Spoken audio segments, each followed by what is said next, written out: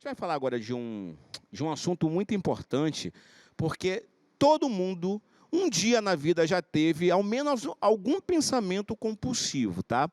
Mas se o comportamento se repete a ponto de te prejudicar na execução, para atrapalhar a sua vida, na execução de alguma tarefa, aí pode ser o caso de ter que fazer um tratamento, tá? Hoje aqui no estúdio a gente vai conversar com a psicanalista Mônica Veras, que vai tentar esclarecer para a gente um pouco mais sobre esse assunto. Quero dar logo as boas-vindas, tá? Muito obrigado por ter aceito. Deixa eu colocar aqui meu microfone. Muito obrigado por ter aceito o nosso convite, doutora. E eu queria começar já explicando para o telespectador de casa o que exatamente, doutora, o toque, como ele pode ser identificado, né? E como ele pode ser tratado. Porque a gente escuta muito falar, né, no tal do toque, né, desse transtorno. Mas o que é exatamente um toque? Então, Né? Como é que a gente pode tratar, identificar esse transtorno? boa tarde, eu agradeço o convite e fico muito honrada de que a minha área esteja sendo motivo de pesquisa num programa tão diversificado, né, com tantas atividades múltiplas que é o Universo. Eu trabalho com o transtorno obsessivo-compulsivo, que é uma terminologia da psiquiatria, do que nós analistas chamamos normalmente de neurose obsessiva, que pode ser compulsiva ou não. Né? Talvez você queira saber exatamente por que acontece isso, quais são as causas, né?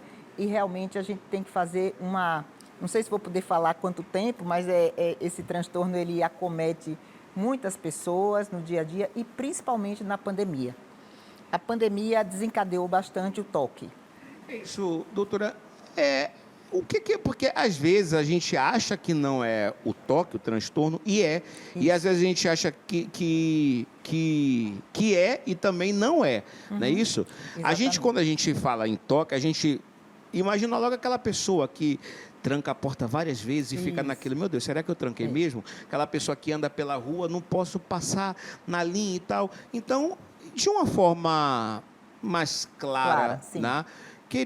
Como é que a gente pode identificar que aquele comportamento que atrapalha tanto, que é chato, né? Muito, É muito, chato demais.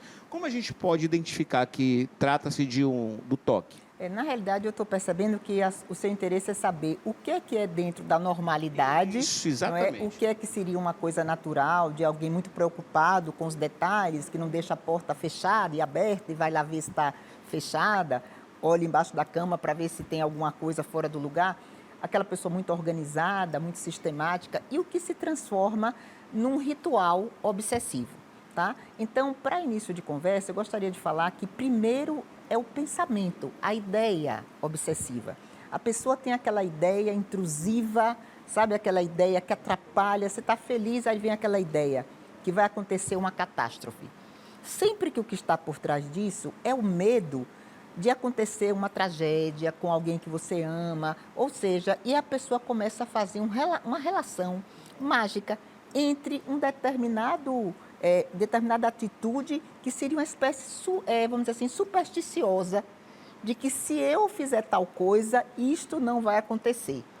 Na realidade, eu acho que o toque, o chamado toque, que a psiquiatria chama de transtorno obsessivo-compulsivo, é algo do humano pelo fato de nós não podermos saber o que vai acontecer no próximo minuto das nossas vidas, não é? Quando a Camila da produção contactou comigo para eu estar aqui, eu estava certa de que eu estaria viva, você também, e nós estaríamos aqui nessa entrevista. Então, como a gente não sabe o que vai acontecer, a pessoa é acometida de um medo e uma preocupação exagerada sobre os acontecimentos futuros. E esses rituais e atos obsessivos têm, assim, como se fosse assim, o objetivo de acalmar, de tranquilizar a pessoa. Por exemplo, na infância, a gente tem uma brincadeira de que quando a sandália está emborcada, A mãe vai a morrer. mãe vai morrer. Quem não se lembra disso na infância, não é? Se dormir com o guarda-roupa aberto, a mãe vai morrer. A mãe vai morrer. Então, a gente sempre fez, porque é um momento na vida onde a gente tem esse pensamento mágico, que se desvirar a sandália, a mãe estará viva. Garante, né? Então, é algo muito arcaico da nossa infância, como se a gente achasse que a gente pudesse controlar os acontecimentos. Então, quando a pessoa está muito ansiosa, muito tensa, e ela não consegue controlar tudo, ela estabelece alguns pontos supersticiosos. Por exemplo, tem gente que só entra em determinado local com o pé direito.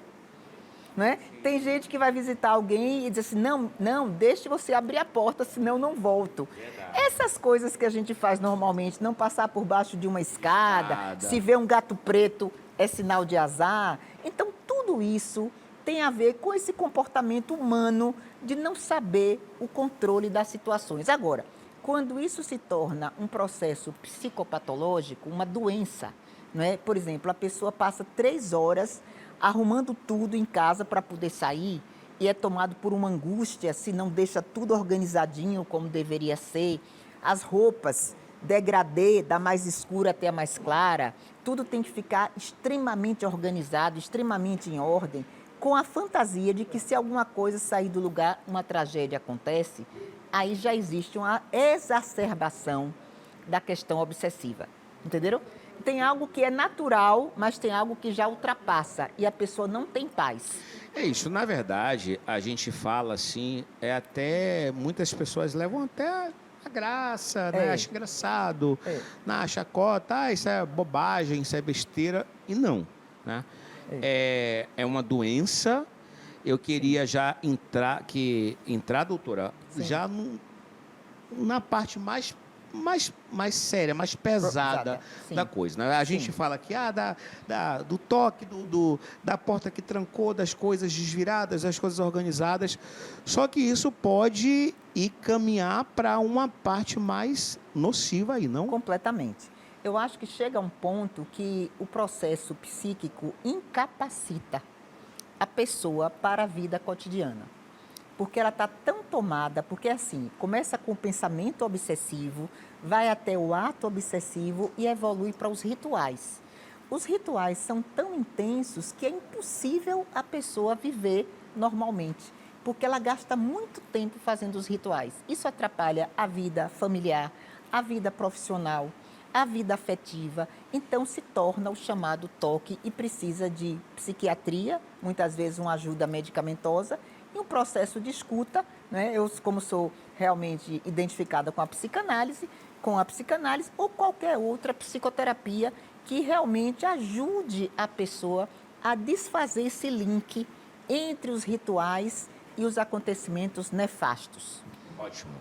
Ó, daqui a pouco eu vou já entrar nessa área aqui do tratamento, né? Isso. Como a gente pode melhorar, amenizar aí os impactos desse transtorno que afeta a vida de cada vez mais pessoas. A gente voltando aqui, tá? Já no outro estúdio com a doutora Mônica Veras, e a gente está falando do toque, né? Do transtorno. Exatamente. Doutora, a gente estava, na nossa conversa, a gente ia começar a falar dos tratamentos, né? Como é que a gente pode estar lidando com esse tratamento e amenizando, né? Porque através de psicólogo e também tem remédios, não é isso? Na realidade, eu queria até falar mais um pouco sobre a origem desse toque. Por favor. Porque é importante, porque no desenvolvimento psíquico, existe um momento da vida onde a gente aprende os hábitos de higiene, de organização, quando a gente é muito pequeno.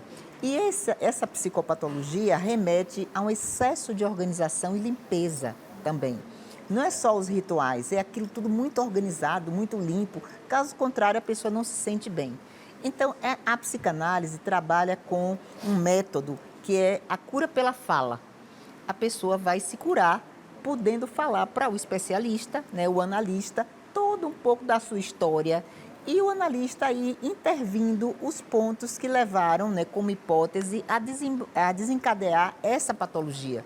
E a partir daí, a própria pessoa vai identificando os gatilhos do processo.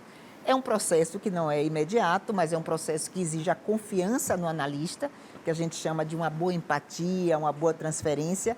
E exige também que o analista seja muito atento à escuta. Então, na realidade, nós somos responsáveis pelo que falamos, não é? Mas o outro pelo que ele escuta. E o analista, como ele está treinado para não fazer nenhum tipo de crítica, julgamento, mas que escute de uma forma abstinente, neutra, ele vai identificar, junto com o paciente, os fios condutores da psicopatologia, que é a neurose obsessiva compulsiva. Por falar em compulsão, a compulsão pode se ligar a vários objetos. A compulsão de todo tipo, compulsão ao cigarro, à bebida, às drogas, à comida, ao trabalho, e isso também faz parte de um processo obsessivo.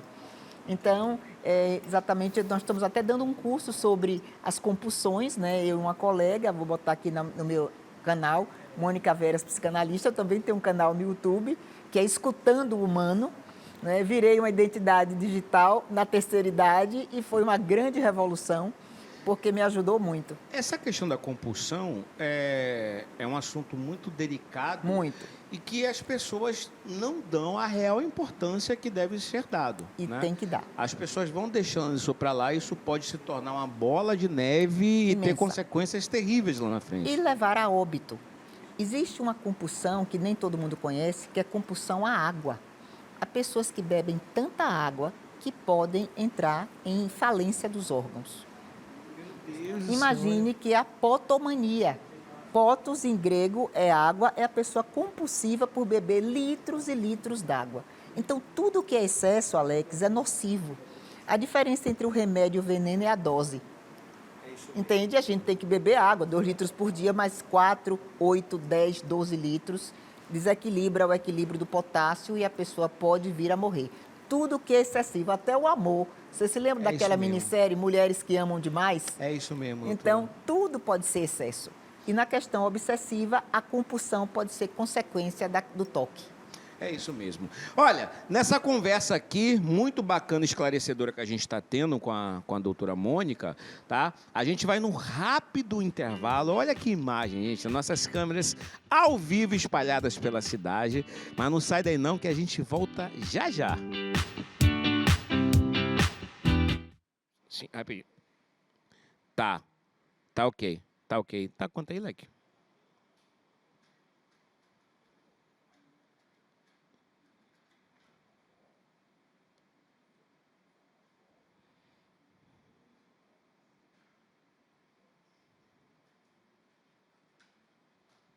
Quê? E a gente tem quanto na volta? Tá.